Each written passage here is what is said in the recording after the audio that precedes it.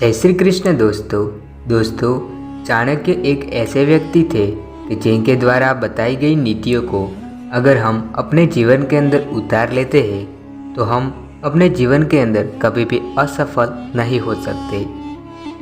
लेकिन आजकल चाणक्य नीति पढ़ने का टाइम किसके पास होता है, इसलिए हम आपके लिए संपूर्ण चाणक्य नीति पार्ट वाइज पार्ट लेके आएंगे। तो आशा है कि आप हर एक पार्ट को सुनने के लिए आएंगे।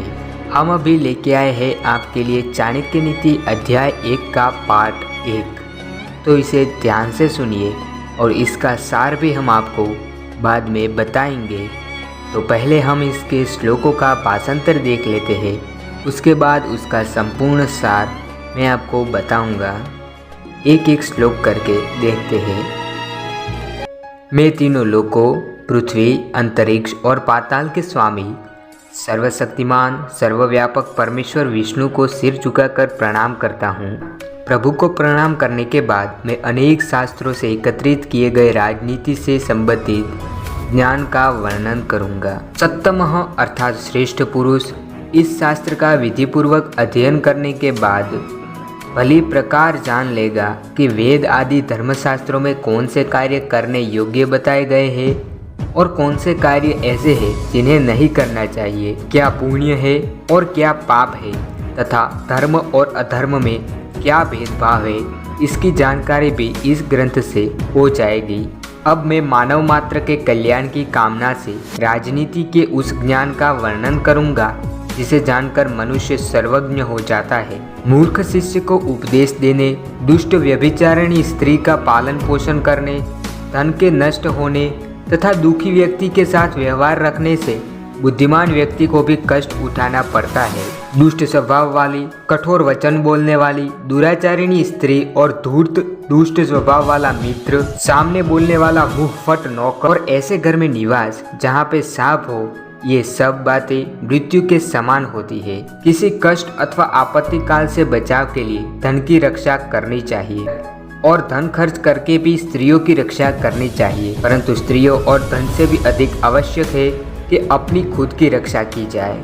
आपत्ति काल के लिए धन की रक्षा करनी चाहिए, लेकिन सज्जन पुरुषों के पास विपत्ति का क्या काम है।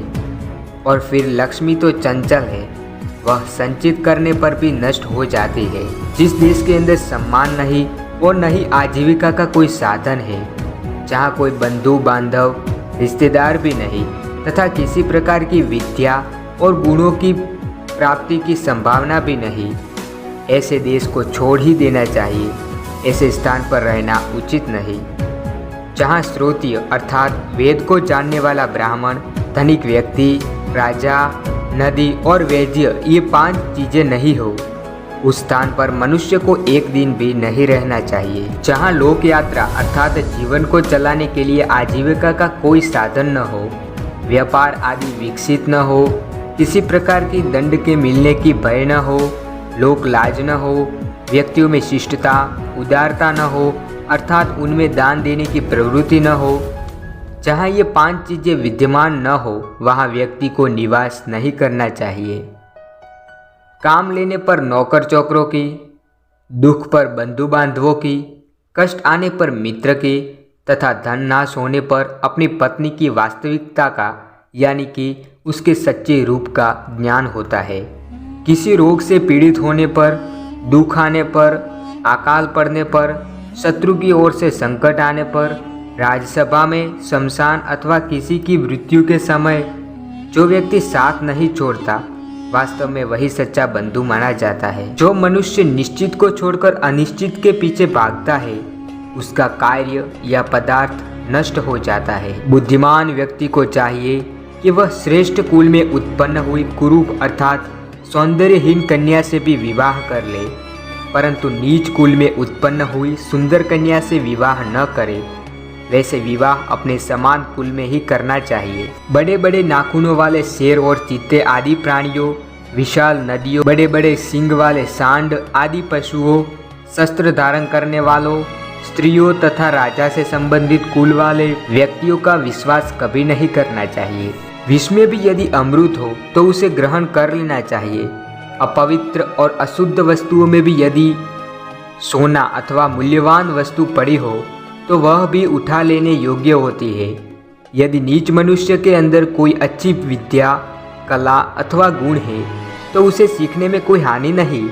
इसी प्रकार दुष्ट कुल में उत्पन्न अच्छे गुणों से युक्त स्त्री रूपी रत्न को ग्रहण कर लेना चाहिए। पुरुषों की अपेक्षा में स्त्रियों का आहार 2 गुना होता है, बुद्धि 4 गुनी होती है, साहस 6 गुना होता है और काम वासना 8 गुना होती है। दोस्तों, अब तक मैंने आपको चाणक्य नीति के श्लोकों का एक एक करके भाषांतर समझाया है। अब उसका अर्थ मैं आपको विस्तार पूर्वक समझाऊंगा, जिसके अंदर ही गूढ़ रहस्य छुपा हुआ है। तो टिके रहिए, मैं आपको एक एक करके सब कुछ बताता हूँ। यह भारतीय परंपरा रही है कि किसी भी शुभ कार्य को प्रारंभ करने से पहले देवी देवताओं अथवा प्रभु का स्मरण किया जाए, ताकि वह कार्य बिना किसी मुश्किल के सरलतापूर्वक संपन्न हो। चाणक्य नीति का प्रमुख उद्देश्य यह जानना है कि कौन सा काम उचित है और कौन सा अनुचित। आचार्य चाणक्य ने प्राचीन भारतीय नीति शास्त्र में बताए गए नियमों के अनुसार ही इसे लिखा है। यह पूर्व अनुभवों का सार है। उनका कहना है कि लोग इसे पढ़कर अपने कर्तव्यों और अकर्तव्यों का भली प्रकार ज्ञान प्राप्त कर सकेंगे। समसामयिक राजनीति के ज्ञान में मनुष्य अपनी बुद्धि का कूट देकर समय के अनुसार अच्छाई और बुराई में भेद कर सकता है। सबसे पहले आचार्य चाणक्य ने संघ के महत्व पर प्रकाश डालते हुए यह बताया है कि दुष्ट लोगों के संसर्ग से बुद्धिमान मनुष्य को दुख उठाना पड़ता है। चाणक्य ने मनुष्य के जीवन में धन के महत्व को बताया है। उन्होंने कहा है कि व्यक्ति को संकट के समय के लिए धन का संचय करना चाहिए। उस धन से अपने बाल बच्चों तथा स्त्रियों की रक्षा भी करनी चाहिए। इसके साथ उनका यह भी कहना है कि व्यक्ति को अपनी रक्षा सबसे पहले करनी चाहिए। जिन लोगों के पास धन है वे किसी भी आपत्ति का सामना धन के द्वारा कर सकते हैं, परंतु उन्हें यह बात भी भली प्रकार समझ लेनी चाहिए कि लक्ष्मी चंचल है। वह तभी तक टिक रह सकती है जब तक उसका सदुपयोग किया जाता है।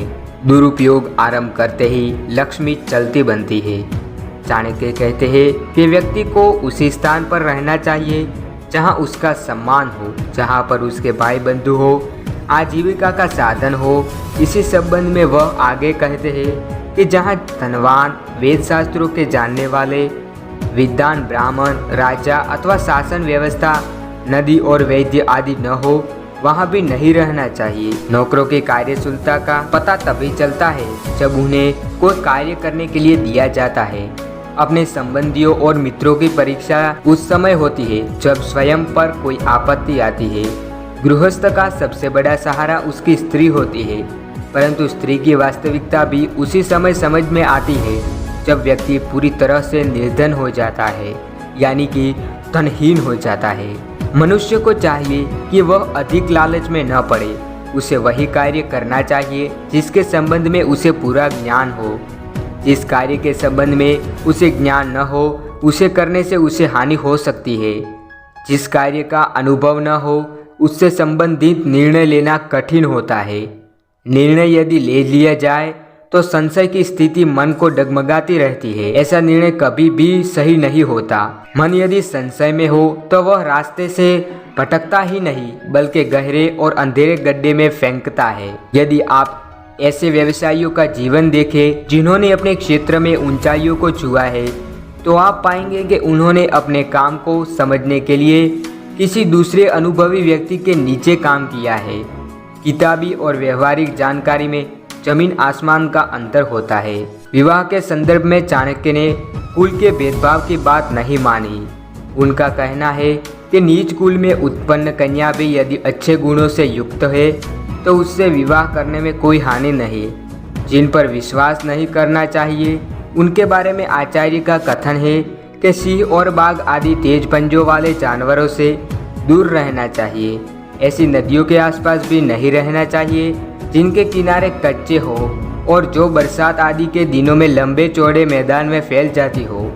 इसी प्रकार लंबे सींगों वाले सांड आदि पशुओं से अपना बचाव रखना चाहिए। जिसके पास कोई हथियार है उसका भी कभी भी विश्वास नहीं करना चाहिए। दोस्तों, ये था चाणक्य नीति का पार्ट 1।